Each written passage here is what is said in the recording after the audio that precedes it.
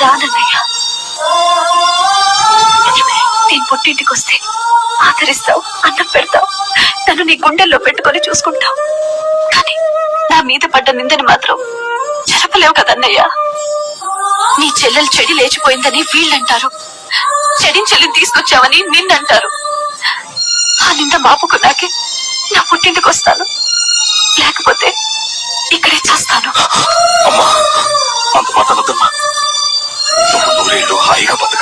అన్నయ్య, నిజం అన్నది కడుపులో ఉన్న బిడ్డ లాంటిది. ఏదో ఒక రోజు బయటపడక తప్పదు. నేను నిర్దోషం తేలిన తర్వాత ఒక్క క్షణం కూడా ఇంట్లో ఉండను. తలెత్తుకొని మన ఇంటికి వస్తాను. అంతవరకు నన్ను పుట్టింటికి రమ్మని కన్నయ్య. రాలేనన్నయ్య. అలాగేనమ్మా, నీ ఇష్టం.